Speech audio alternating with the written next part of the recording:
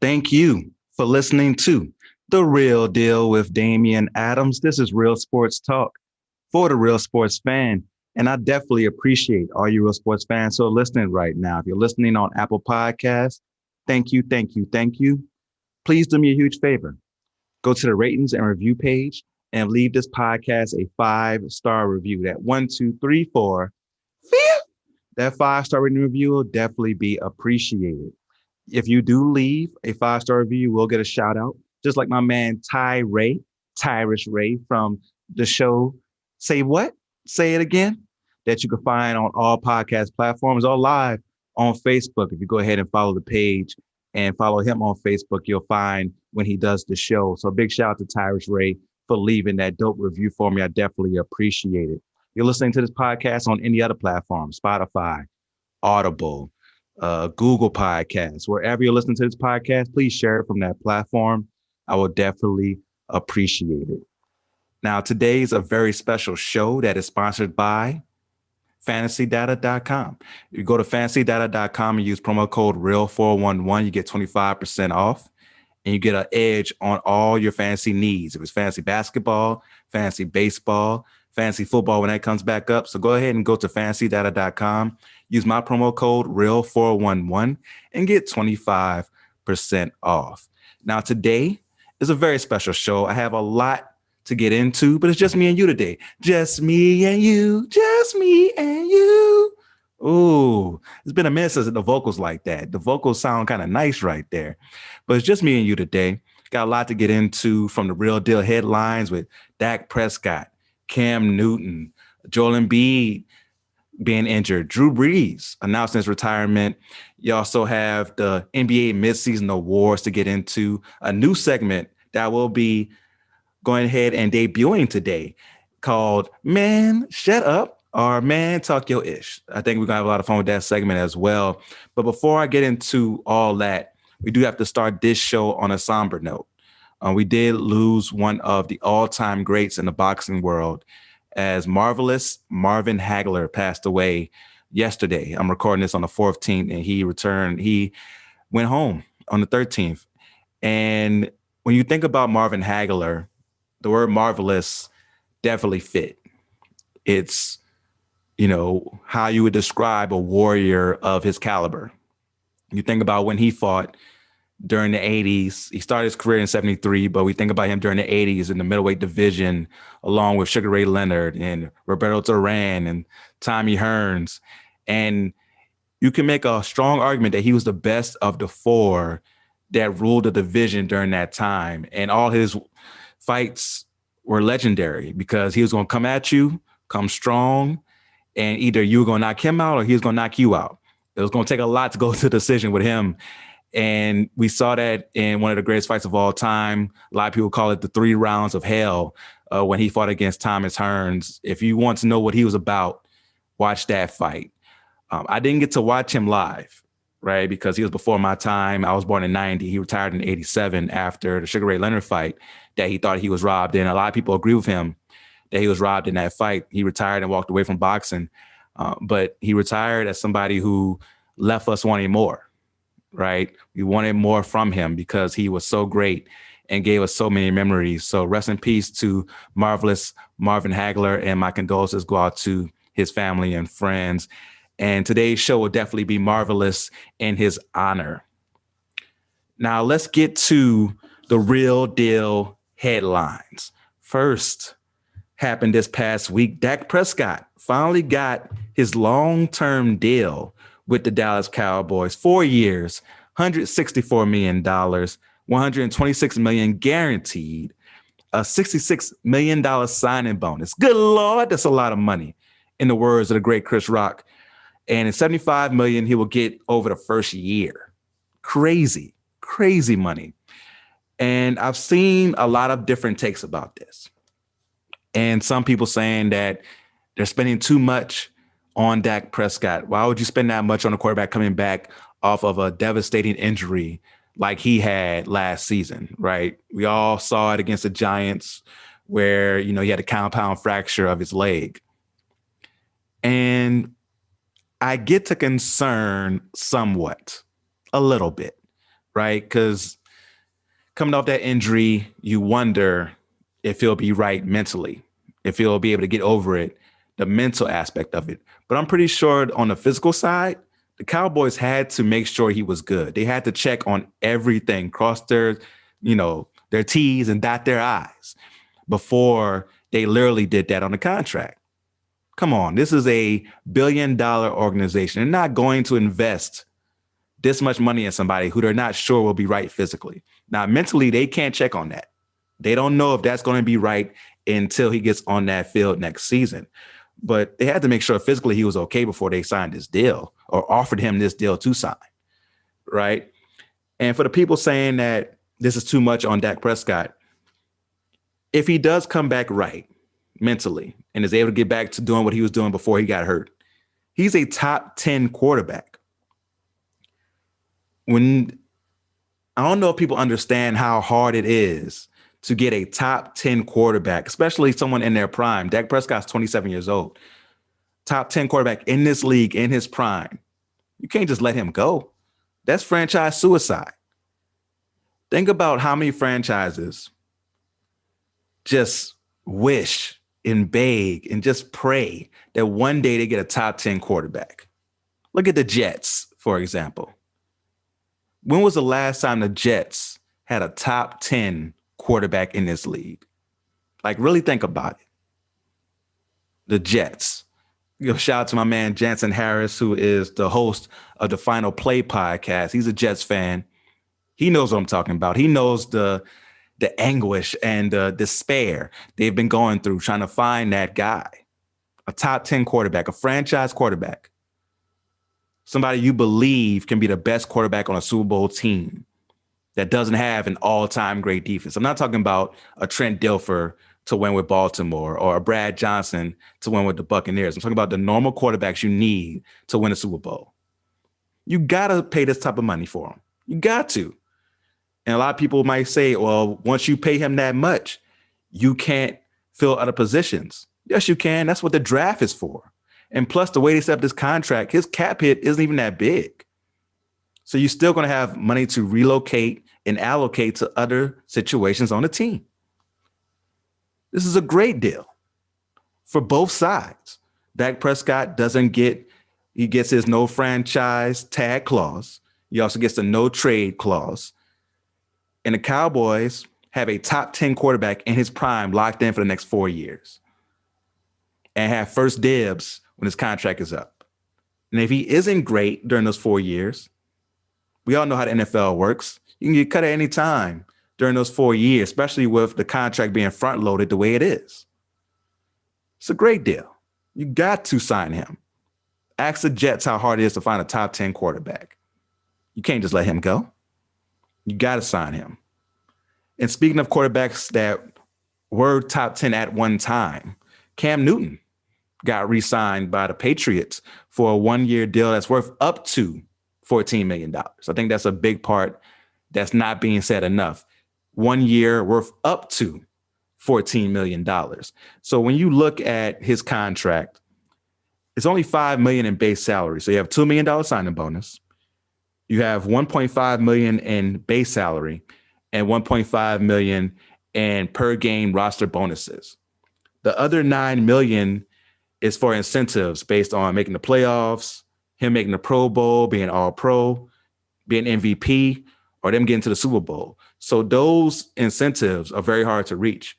But with someone like Cam Newton, who carries himself in this way and has this type of confidence, I'm pretty sure he's willing to bet on himself again, especially if he's going into a situation thinking, oh, there's no way they're going to not give me the talent I need, an improvement on the outside weapons on what I had last year. Because he could have been throwing to me last year pretty much with the lack of weaponry that he had out there. So why not give him another year to prove himself, a year where hopefully he doesn't get COVID. I think that affected his performance because pre-COVID against Miami and especially against Seattle, he looked awesome. He made some awesome throws against Miami. He was running the ball very well. And then after COVID, he didn't look the same. Now, I can't use it as an excuse because we don't know the capability of COVID when it comes to individual people on the impact it can have on them. We've heard stories that vary so much on the impact it has on you athletically. So we just don't know. But the impact could have been major. But also, he just wasn't making some throws and also didn't have the talent around him. So I'm glad New England gave him another shot. And hopefully they surround him with some real talent this year to help him succeed. Now, the year he won MVP, he didn't have all the talent in the world, but he did have some weapons to throw to. He did have a good defense as well. And hopefully a lot of those pieces from last year that weren't there for the Patriots had opted out because of COVID come back this year. I don't know, what's going to happen with NFL players if they can get vaccinated, but I hope they can. Hopefully by this point, we've already vaccinated all of the essential personnel, the doctors, nurses, policemen, firemen, teachers, anybody else I'm missing, I apologize. Elderly people. Hopefully we've got all those people. So now we can get to athletes, right? I don't think it's wrong for me to say that. And hopefully for NFL players, we can do that so we don't have a season that's just littered with COVID like it was last season. And maybe that can help the Patriots have their team fully intact for next year. Another headline, Joel Embiid. Man, I'm so glad the injury wasn't as bad as it looked. So if you saw the video, it was yesterday or Friday, against the Washington Wizards, where he went up for a dunked it. And the way he dunked it, the Wizards player was in a way, so he only got to land on one leg. And when he landed on his left leg, his knee buckled, hyperextended. He went down in pain. But he was able, after a while, to walk off the court by himself, put weight on his leg. And after the MRI, turns out that there was no structural damage. So he will be okay. They say he should be out 2 to 3 weeks, right? So looking at their schedule, they played today. They won against San Antonio pretty easily. They whooped on San Antonio. San Antonio did not have DeMar DeRozan, and we all know LaMarcus Aldridge is waiting to get out. So they didn't have their two best players, and it showed. But Ben Simmons looked awesome. Dwight Howard was balling out. Steph Curry. It looked great today. So they are now officially 1-0 in this stint without Joel Embiid. So let's say he's out for 3 weeks, because I figure they're going to be cautious with Joel Embiid. They need him right for the playoffs. Let's say he's out for 3 weeks. Looking at their schedule, next they have the Knicks. I think they can win that game without Joel Embiid. Milwaukee, let's say that's a loss. Sacramento, I'll say win. They have the Knicks again, win. Golden State, I think that's a win. You have the Lakers, I'll say that's a loss. The Clippers, loss. Denver, I think that's a loss as well. Nikola Jokic might go crazy in that game. Cleveland, that's a win. Minnesota, that's a win. Memphis, that's a win. Boston, that's a loss. And then I'm predicting, I'm not a doctor, but just making some crazy prediction that he comes back against New Orleans on April 9th. Just my luck being a Pelicans fan, he would come back in that game. But if they can sustain a 7-5 record during that time that he's out, they'll be all right. Now, will they keep their number 1 seed? Probably not. They're only 1 game ahead of the Brooklyn Nets right now, 2.5 ahead of Milwaukee. So they could find themselves in a 3rd seed by the time Joel comes back. And that's where the trouble comes in, right? Because they're even in these times where teams are playing much better on the road, Joel Embiid and the Sixers play much better at home for some reason, right? I don't know if it's just their rims or what it may be, but they play much better at home than on the road. So they're a team that may need that number 1 seed, unlike a Brooklyn, unlike a Milwaukee. Milwaukee's not searching for that. Regular season doesn't matter for Milwaukee right now. It's all about the playoffs because they've balled out the last 2 regular seasons and fell short. Brooklyn having the big 3, being a super team, is not about the regular season. The number 1 seed doesn't matter for them. It's all about the playoffs. Philly needs the number 1 seed. So we'll really see the importance of Ben Simmons these next few weeks. Can he step up? Tobias Harris, can he step up? Steph Curry, can he be a big part of them winning without Joel Embiid? It'll be very interesting to see, but I do think they'll be okay, but I think they're going to lose the number 1 seed in the process. And for my last headline, Drew Brees has officially announced his retirement. Did a little cute video with his kids announcing the retirement for him on Instagram, saying that he's retiring to spend more time with them. It was very touching. And for me, it's a little bittersweet. So if it's your first time listening to me or watching me, I am a huge Saints fan. And I wasn't one of the Saints fans saying, give us one more year, Drew. Come on, Drew. You can give us one more year. It'll be a breeze to play at 43, Drew. Nah, I wasn't one of those guys. I knew it was time for Drew to hang it up.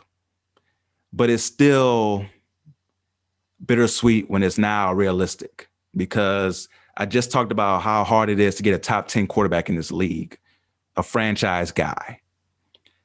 Multiply that times 10 to get an all-time great to play for your team for 15 years like Drew did for the Saints.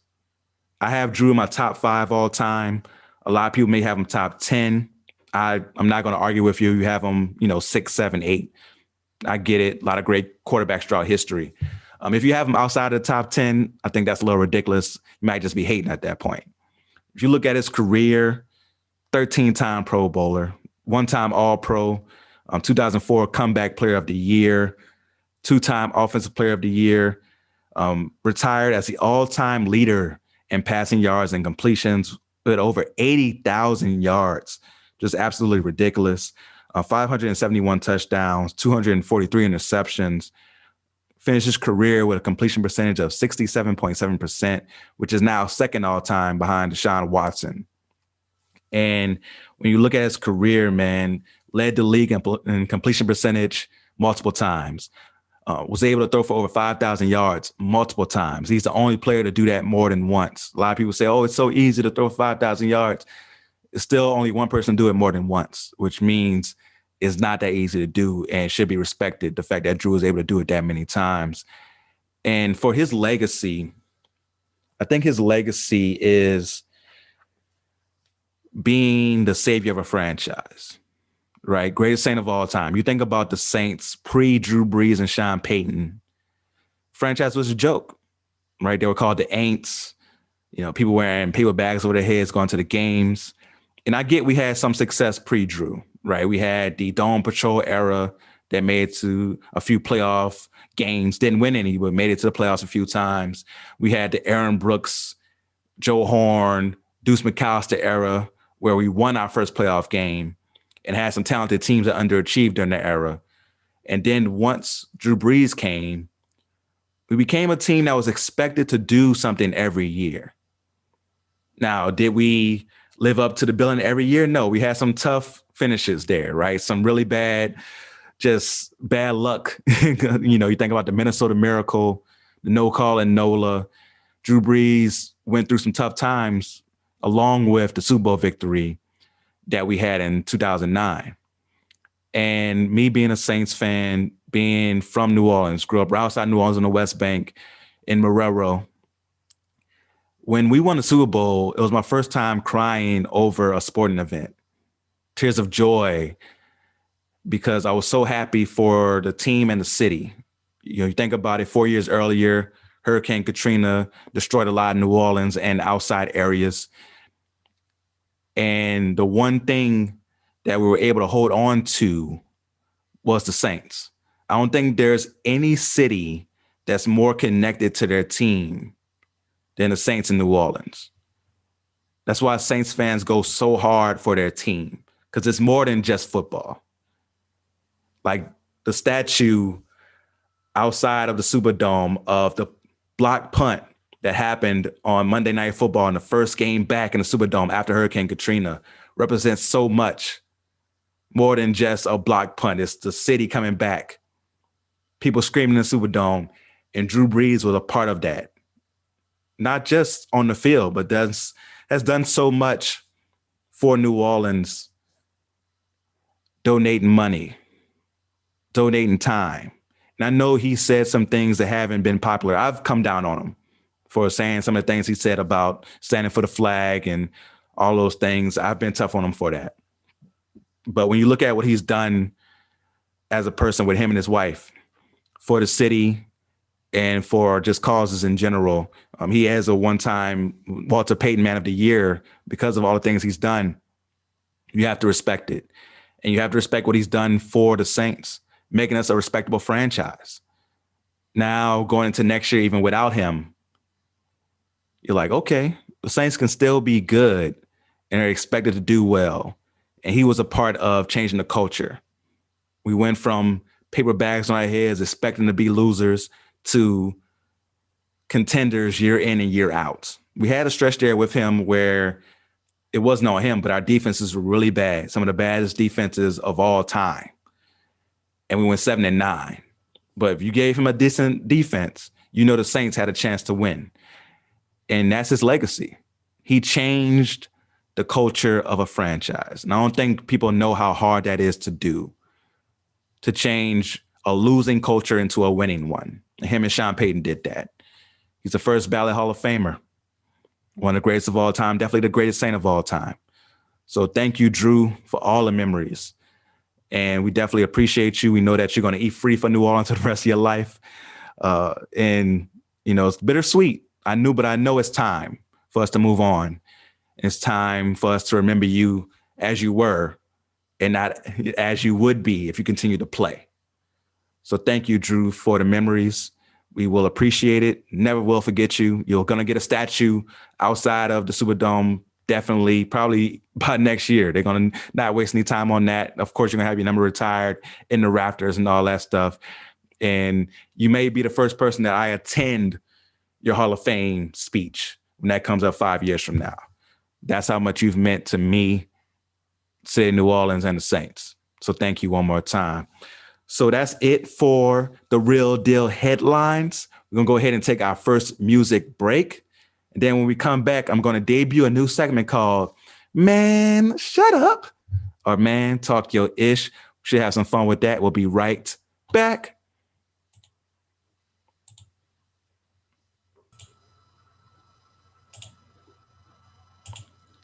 Welcome back to The Real Deal with Damian Adams. Hopefully you enjoyed that music break. That was Brownstone, If You Love Me. If you're watching this on YouTube, you didn't get the music break, but if you want to hear the music, go ahead and subscribe on any podcast platform to hear the music breaks as well. So now let's get into this new segment called Man, Shut Up, or Man, Talk Your Ish. Now, I have to give a shout out to my homeboy, Jerome Chambers, for the idea.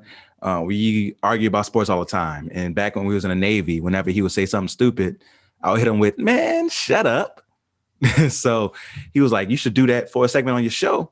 I'm like, that's a good idea. So what we're doing here is we're going to have quotes from either media members, athletes, coaches. It could be anybody in sports who says something. And then I'll give you man, shut up, or man, talk your ish. If I agree, it'll be man, talk your ish. If I disagree, it'll be man, shut up. And of course, females can be in this category as well. It'll just be a universal man, shut up for everybody. All right. So let's get to the first quote. Comes from my man, Michael Smith. Right. I'm saying my man like I know him personally, but I've been a big fan of his for years. Back, you know, even when he was doing the His and Hers podcast with Jamel Hill, I've been a fan since back then. And he has a new show called Brother from Another that he does along with Michael Holley. Love the show. I'm a big fan of it. And on the show this past week, he said, Steph Curry is the most exciting athlete in the history of team sports. Let's let that marinate. Michael Smith said, Steph Curry is the most exciting athlete in the history of team sports. So that's a lot. That's a hot take right there. That's you coming in strong. I can't be mad at that. But to say Steph Curry is the most exciting athlete in the history of team sports, I have to give you a man, shut up.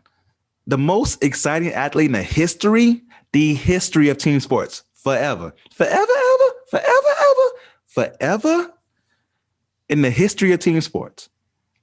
Man, that's a lot. Now, Steph Curry is exciting. I'll give it to you. But it's also a preference thing. So if you concentrate on just basketball, for example, is it more exciting to see somebody hit a three from 30 feet? Or is it more exciting to see somebody get yammed on? Come on, we all know the real answer. It's more exciting to see somebody get yammed on.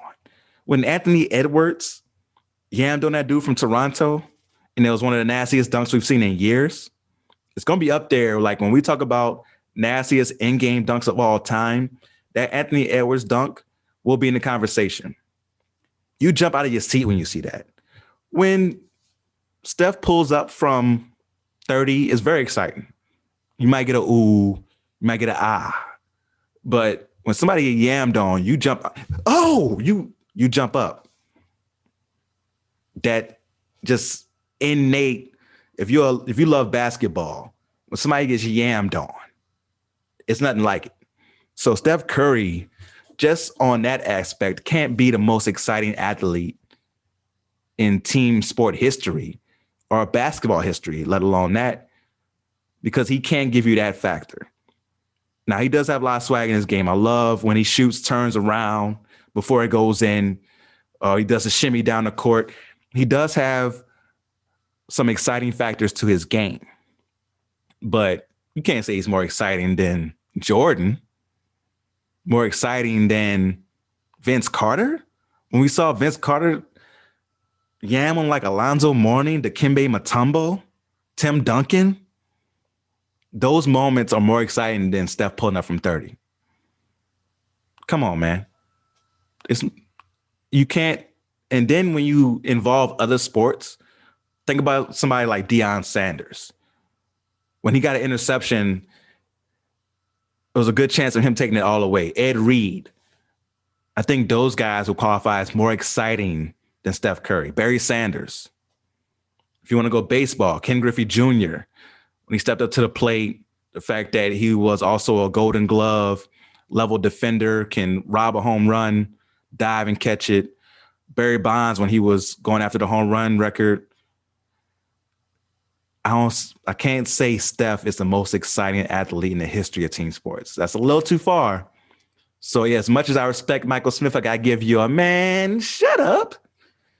So for the next one, the local play-by-play announcer for the Wizards, Justin Kutcher, said that I think Ben Simmons is one of, if not, the most overrated player in the NBA. I'm going to say that one more time for you. Justin Kutcher, the play-by-play announcer for the Washington Wizards, says, I think Ben Simmons is one of, if not, the most overrated player in the NBA. Now, Ben Simmons is a very polarizing player. A lot of people have strong opinions on him because his game is so unique in the fact that he's a point guard who doesn't shoot outside the paint. He's also 6'10" at point guard and can defend all five positions on the court in today's NBA. So he's great, but he's also polarizing. And some people, will use the fact that he's not an outside shooter to say that he's trash. And that's ridiculous, right?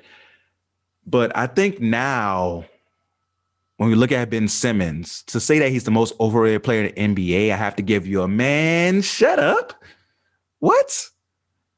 Most overrated player in the NBA? When the man is one of the front runners to win Defensive Player of the Year this year. And also on offense still gives you 15 points, if not more than that, 8 rebounds, 8 assists, right? And at 6'10", it can't be overstated how he moves on the floor. The fact that he can move the way he moves at his size is ridiculous. Just ridiculous. And we know his limitations at this point. So I don't think he's overrated. We know what he is now. He's been in the league for a few years now. So it's not like he's a rookie and we're saying he's going to be the best to ever do it. No one's saying that. But we're saying that he is going to be him. He's one of those unicorns that they call it. He's a one of one. 6'10" point guard. I understand Magic was only 1 inch shorter, but Magic couldn't defend the way Ben Simmons defends. Now, I'm not saying Ben Simmons is better. Don't get me mixed up. But Ben Simmons is a very unique individual player, even more unique than a Magic because of the way he can defend on the floor and has the vision at his size and height. And once he gets going downhill, give him a little opening, he's yamming on you. That right there cannot be overrated. Being maybe the best defender in the league cannot be overrated. Now, when I think about overrated players, it's hard. With so much data out there now, we know exactly how good people are. Now, there may be some players who, because of nostalgia, can be overrated, right? You look at football, someone like Joe Namath, for example, is extremely overrated. Shouldn't be in the Hall of Fame off of one guarantee. When you look at his career, he was kind of trash. Troy Aikman, in a team sport, Hall of Famer, even though he was pretty much average at QB, but played on one of the greatest teams of all time. Overrated. I think you have more of an overrated factor when it comes to the past than you do when it comes to the present. But to say Ben Simmons is the most overrated player in the NBA, I have to give you a, man, shut up. So now let's get to the next one. Kevin O'Connor. He is a podcast host for The Ringer. I believe it's on a Ringer NBA show. He was talking about young players in the NBA and said this: maybe Luka, Zion, Tatum, I'd take LaMelo right now over Trae Young and Ja Morant. No question about it. Say that one more time. He's saying that he would take Luka, Zion, and Tatum right now, but he would take LaMelo over Trae Young and Ja Morant right now. That's a strong take. Strong take right there. LaMelo Ball, definitely front runner for Rookie of the Year, which we'll get into a little later on here. But to say you'll take him over Trae Young and Ja Morant, I have to give you a, man, talk your ish. I'm with you. LaMelo Ball at 6'8", the way he can facilitate, the way he's shooting this year, he's going to be a good defender eventually, especially looking at his brother Lonzo. I think he could be a good defender. Trae Young, as good as he is on offense, he's just as bad on defense. Ja Morant is very good, don't get me wrong.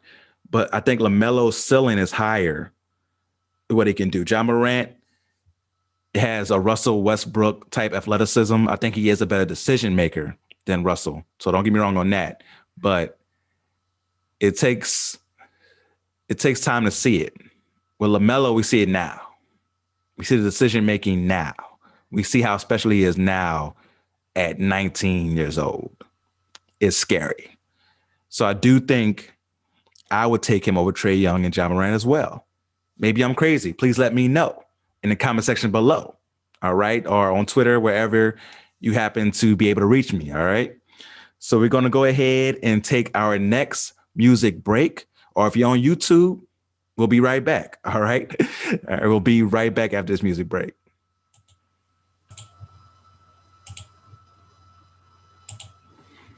Welcome back to The Real Deal with Damian Adams. Hopefully you enjoyed that music break. Gave you a little Tevin Campbell right there. Can't we talk? Classic right there. I know you enjoyed that. So now let's get into the NBA midseason awards. All right? And of course, with the Real Deal Awards, it's a little different. You know, the names will be a little different, but you'll recognize what type of awards we're giving out. So let's start with the New Kid on the Block Award, which is the equivalent of the Rookie of the Year. And this year, I don't think we need to go through nominees, right? There's several good rookies out there, but there's been one that stood out from the rest. Got to give it to LaMelo Ball, averaging 15.8 points per game, 6.4 assists per game, 1.6 steals per game, while shooting 45% from the field, 38% from three, and has only started 17 games so far. So imagine what his stats would be if he started every game. His production has definitely gone up when he's been a starter. You see the Hornets winning for the first time in a long time. The Hornets are going to be an exciting team. They're already exciting. They're going to be an exciting playoff team this year. And a lot of that is due to LaMelo Ball. So he definitely deserves the midseason award for new kid on the block right there. Oh. New kid on the block award goes to LaMelo Ball. So now let's move on to the next award, which is the Stay Ready Award, which is the equivalent of the Sixth Man of the Year. The reason I call it the Stay Ready Award is because it's the award for the person who has to stay ready at all times. You don't come in and just start right away. You got to be on the bench waiting your turn, but you stay ready. If you stay ready, you ain't got to get ready. And the Stay Ready Award goes to Jordan Clarkson. I don't think there's any other nominees this year for Sixth Man of the Year, averaging 18 points per game on 45% shooting, 37% from three, shooting 96% from the free throw line. Crazy. He doesn't go to the free throw line, a crazy amount. He's not James Harden or anybody, but to shoot 96% is pretty awesome.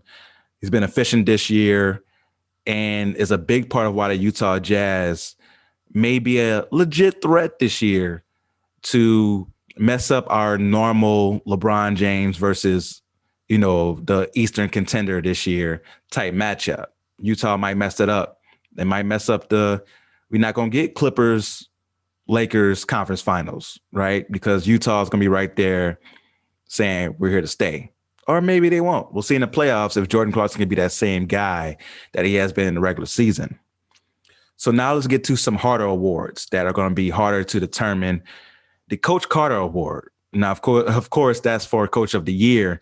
Now, the reason I call it the Coach Carter Award, one of my favorite basketball movies, I thought Coach Carter was a beast, portrayed by Samuel L. Jackson in that movie.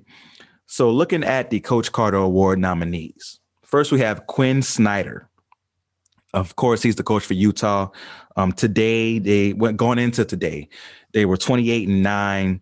They are ranked third in offense, third in defense. So you have a team that's ranked top 5 in both offense and defense. Coaching has a lot to do with that. Got to give Quinn Snyder his respect on that. And Utah, again, is a real legit contender. So you got to have Quinn Snyder as one of the nominees. Another nominee, Monty Williams for the Phoenix Suns. Going into today, they were 25-12, ranked 12th in offense, 5th in defense, right? For the first time in a decade, the Suns are legit, like a playoff team that could make some noise. They haven't been a good team in quite a long time here. And yeah, last time they were legit, man, 2010, 11. Like Drake was just coming on the scene. He wasn't, the most popular rapper in the world yet. Lil Wayne was still the best rapper alive. A lot of things have changed since the Phoenix Suns were good last time. So got to give a shout out to Monty Williams for what he's doing with the Phoenix Suns.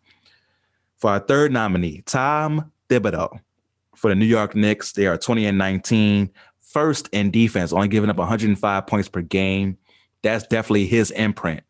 We all know what he's about. Coming into this year, throughout his coaching career, it's been all about his implement on defense. And with the New York Knicks, you get extra points for pulling a team out of the dirt into the atmosphere. You get extra points for that. In football, I had Kevin Stefanski as coach of the year because he pulled the Browns out of the dirt into the atmosphere. Like, when you change a culture of a franchise, you get extra points for that. That's why Drew Brees gets extra points for changing the culture of a franchise. So Tom Thibodeau is definitely in there for coach of the year. And for my last nominee, Doc Rivers. You think about the Philadelphia 76ers. They've been underachieving the last few years, right? With pretty much the same squad. Now, they made some changes. They got some additional shooting this year with Steph Curry, Danny Green.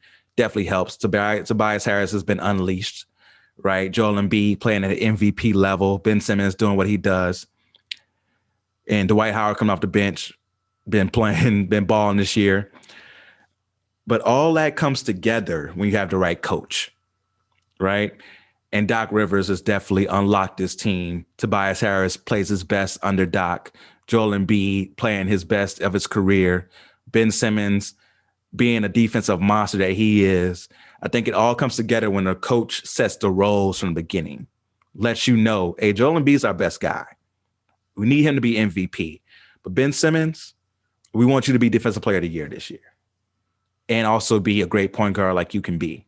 Tobias, you're a finisher. If we need somebody to score from the perimeter, you do that.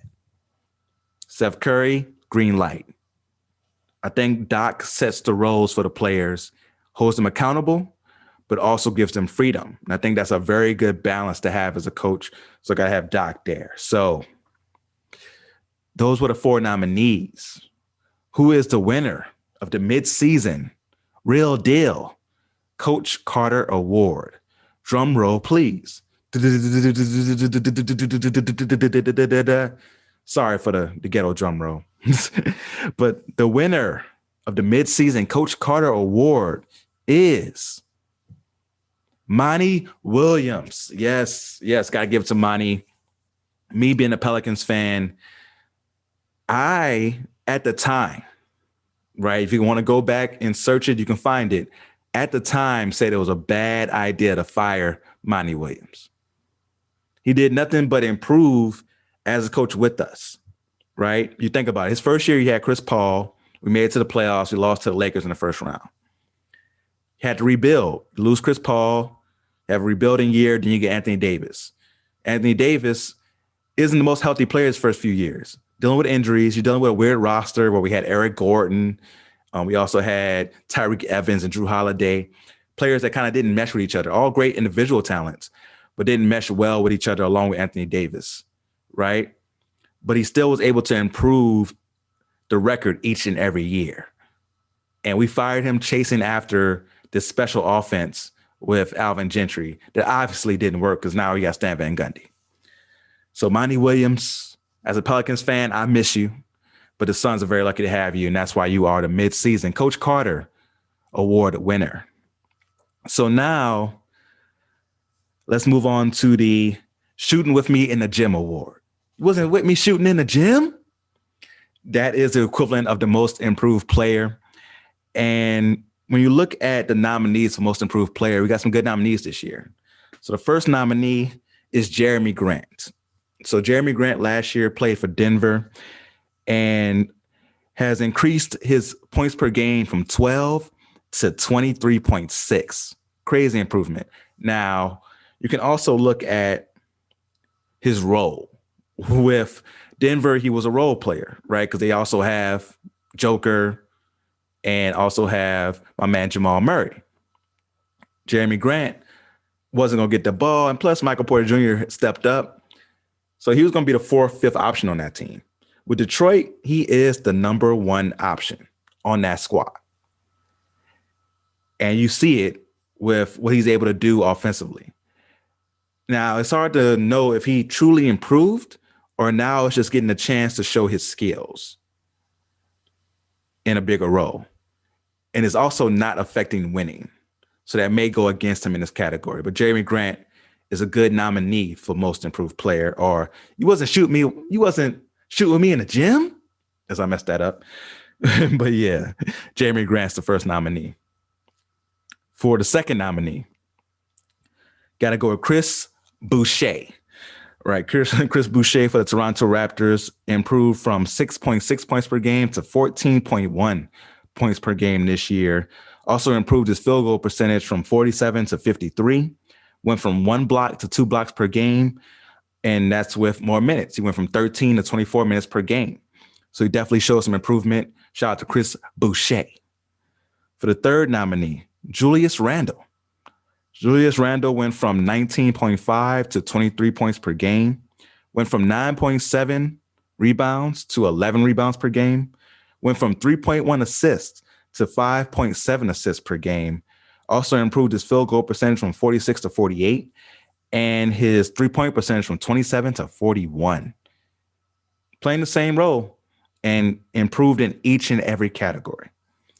And for our last nominee, DeAndre Hunter, went from 12 points per game to 17.2, went from 41% from the floor to 51%. That's a major improvement right there. But he only played 18 games so far, has dealt with some injuries this season. So, out of those 4 nominees, who is the most improved player this year? Ghetto drum roll, please. And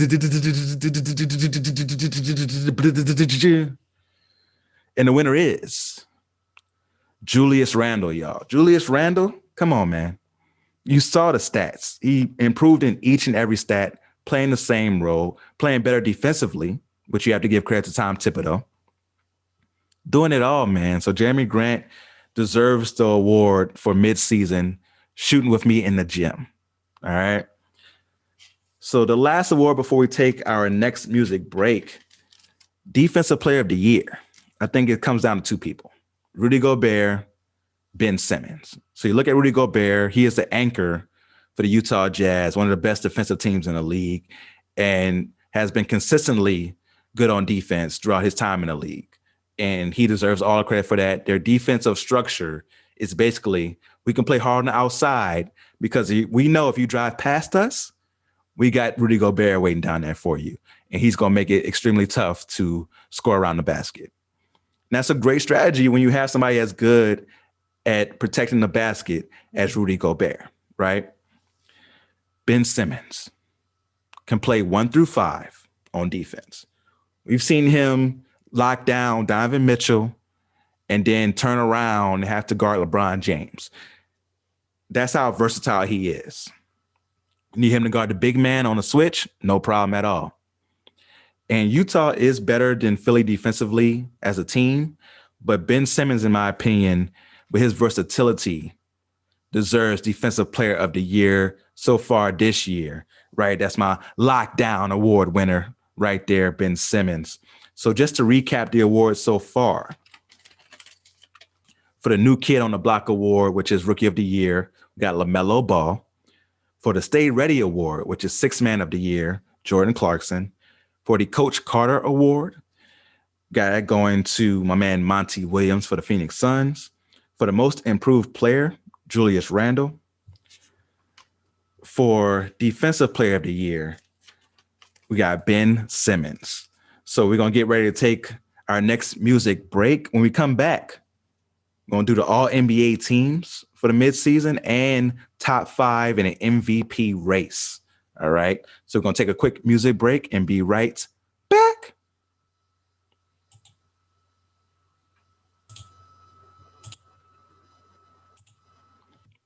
Welcome back to The Real Deal with Damian Adams. Hopefully you enjoyed that music break right there.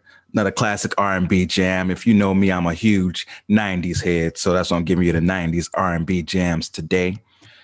So now let's get into the all NBA teams at the midpoint of the NBA season. So the all NBA first team. So the way the all NBA teams work, 2 guards, 2 forwards in the center, right? So for the first team, first guard is Damian Lillard. Now, when you look at Damian Lillard averaging 29.7 points per game, 8 assists per game, giving you 4.4 rebounds per game, shooting 44% from the field, 38% from 3, just killing. And doing this and carrying the squad without a second and third best player.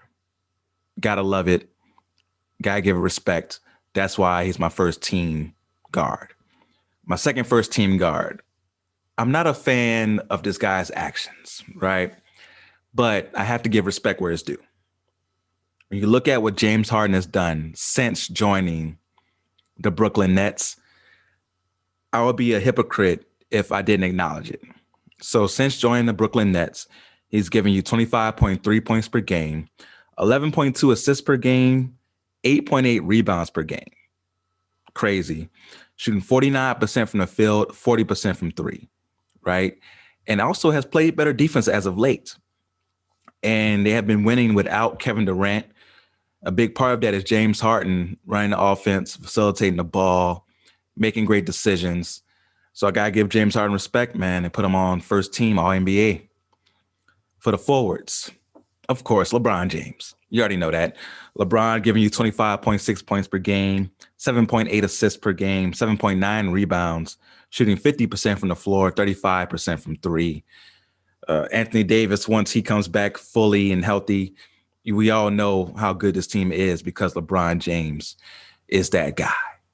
For the second forward, got to go with the Greek freak, Giannis Antetokounmpo, giving you 29 points per game, 11.6 rebounds per game. 11.6 rebounds per game, 6.1 assists per game, shooting 56% from the field, also giving you 1.4 blocks and 1.2 steals. So he's getting it done on both ends.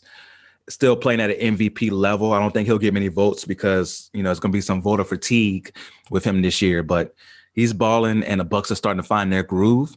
They might be the top seed in the East when it's all said and done because of Giannis and his connection with Drew Holiday, Chris Middleton, and those guys. For the first team center, got to go Joel Embiid. Come on, man. 29.9 points per game, so 30 points per game. 11.5 rebounds per game, giving you 1.4 blocks per game, along with shooting 52% and 42% from three. What? 42% from three? Stop it.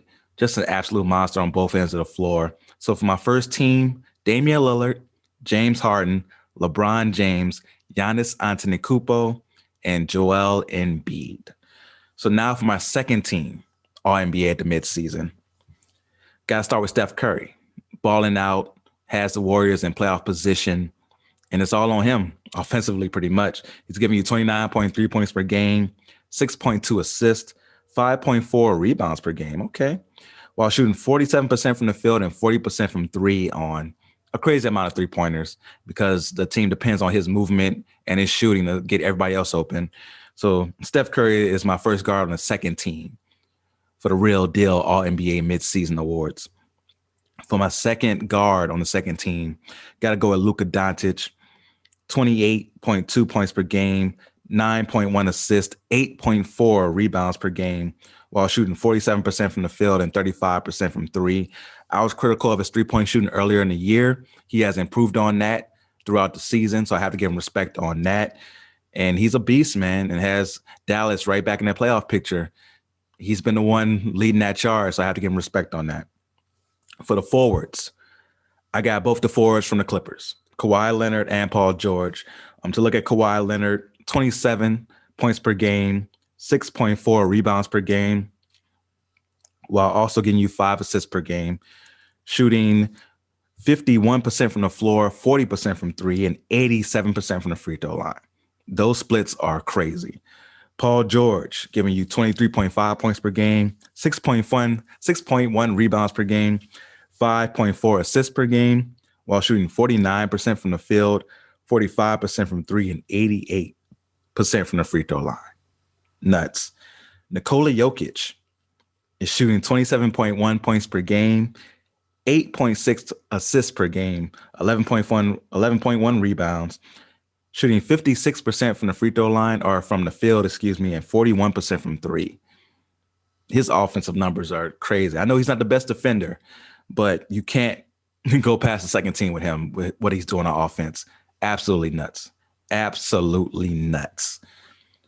So for my second team, went Steph Curry, Luka Doncic, Kawhi Leonard, Paul George, and Nikola Jokic.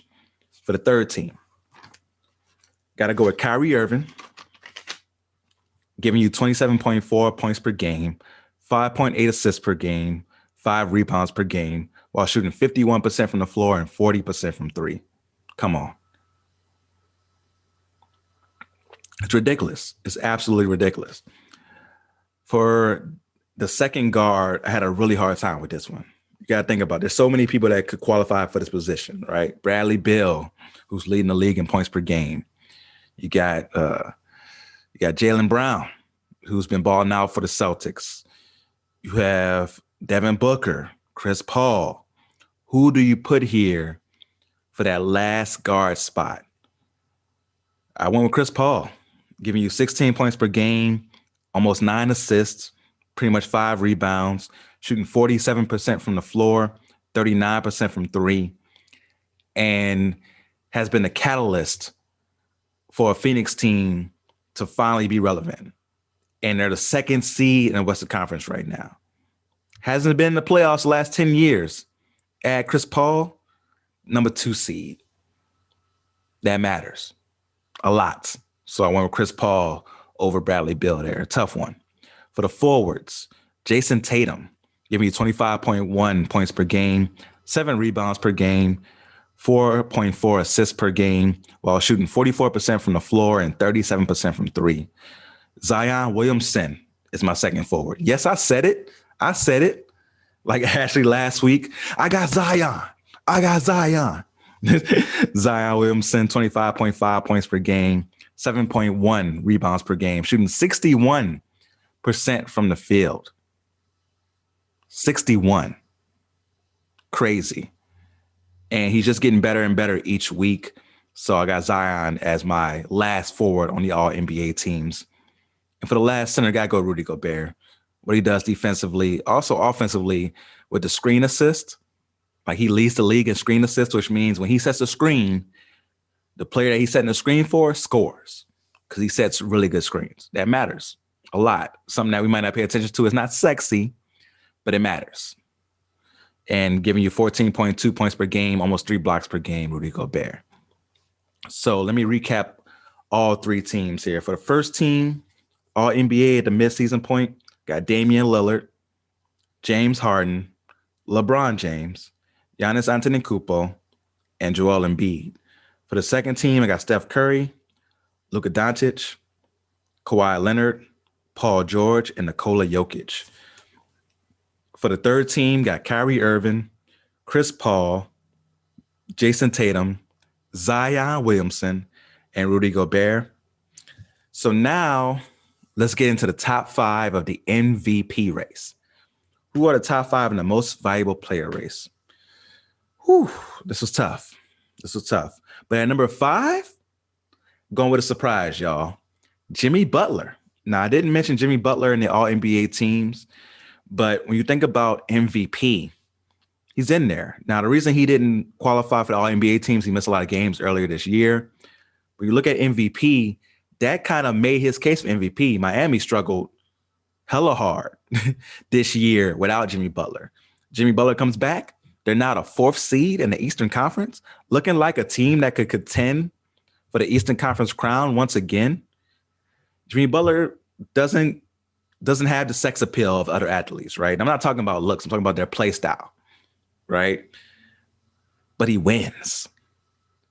And he gets buckets when you need him to get buckets. And he knows who he is, right? Doesn't shoot that well from 3. Only shoots 3s when he needs to. And for some reason, can make them in the clutch. Defends. Assists. The man is getting you 21.1 points per game, 8 assists, 7 rebounds, shooting 46% from the floor. Doing his thing, man. So Jimmy Butler is my surprise pick at number 5 in the MVP race. At number 4, Chris Paul. Just mentioned everything he's doing for the Phoenix Suns. Number 3, Damian Lillard. Come on, bro. Got to just respect what he's doing. Number 2, Nikola Jokic. Mentioned his stats, what he's doing for Denver. Absolutely crazy. And number 1 right now is Joel Embiid. His stats are absolutely nuts. Philly's number 1 team in the Eastern Conference. Now, unfortunately, I mentioned earlier that he got hurt. That may be something that causes him to lose his MVP because, he's going to have those missed games. And you got other players like Nikola Jokic, who's been playing all year. Damian Lillard, who's been playing all year. So that's going to hurt him. But right now, for the mid-season award, got to give it to Joel Embiid for MVP. So hopefully you enjoyed my mid-season awards there. We're going to take one last music break. When we come back in the show with my forgotten player, we'll be right back. Welcome back to The Real Deal with Damian Adams. Hopefully you enjoyed that music break. Fantasy by Mariah Carey right there. Classic. So now we've gotten to the part of the show where I want to pay homage, right? And this is where I do my forgotten player. This is where I pay homage to a player who may have been good but not great but not recognized, or a player you may have just forgotten about who I want to remind you of. And today's forgotten player is Jamal Mashburn. Now, Jamal Mashburn was the 4th overall pick out of Kentucky by the Dallas Mavericks. And the 6'8" small forward could score right away, right? His second season, he was giving you 24 points per game. But in his third season was traded to the Miami Heat, right? And there's some rumors there about what happened between J Kidd, Jamal Mashburn, and Joe Jackson back in those days that may involve a 90s R&B star right? I'm just going to leave it there. But he went on to Miami to be a part of some great Miami Heat teams in the late 90s, and then moved on to the Charlotte Hornets, where he found his scoring itch again. So in Miami, he could score, but he was a role player along with Tim Hardaway, Alonzo Mourning, and the crew. So once he got to the Charlotte Hornets, that's when he really became one of the focal points, of the squad, right? And was able to become an all-star in the 02-03 season when the team moved to New Orleans. I went to a lot of those games, right? And saw Jamal Mashburn putting in buckets, getting it in. And he was somebody who could definitely score the best of them. His career got cut short by knee issues. He played 11 seasons, but finished his career averaging 19.1 points per game, 5.4 rebounds and 4 assists per game. The dude could do it all, play good defense, really good player who I think could have did a lot more if his career was played over. Like a guy who I listened to called Bill Simmons. Name Bill Simmons. His podcast, he'll talk about that sometimes, where he'll say, if a player would have got drafted here, how much different would their career be? I think Jamal Mashburn, if he would have got traded to or drafted by a different place at that time and played his whole career there and didn't have the injuries, we could be looking at an all-time great. He was that skilled at scoring the basketball. I remember seeing him drop 50 in person like it was nothing. Crazy. But Jamal Mashburn, man, my forgotten player today. So shout out to him. And you also can sponsor the Forgotten Player segment if you want to. So holla at me at my email, which will be in the description for the podcast. All right. Don't forget to check out fantasydata.com. Use promo code REAL411 to get 25% off. If you enjoyed the show, please share it with your friends. Please check out the episode from last week. We did an all-time NBA draft. I had 5 guests on. My man Tyrus Ray, who I mentioned earlier, Chris Lewis II from the Drop Balls podcast, Ashley Baker, right, from the About Nothing But Sports podcast, my man Jason Fairman, who does the 3rd and 3 podcast with me every Wednesday night, and Danny Thompson, writer for the 3pointconversion.com. Excellent episode. That one doesn't get old. You can go back and listen to it whenever to check out the dopeness of the all-time NBA draft. Remember to follow me on all social media platforms at The Real Deal WDA. That's The Real Deal, W as in whiskey, D as in Delta, A as in alpha, on all social media platforms. All right. Thank you for taking the time to either watch me or listen to me. I truly appreciate it, because you didn't have to do that, but you took time out of your day to do so. And I would appreciate if you share the platform and also give your boy that 5-star rating on Apple. 1, 2, 3, 4, 5th on Apple Podcasts. I would truly appreciate it, and we'll give you a shout out on the next episode. All right. But until next time, go real or go home.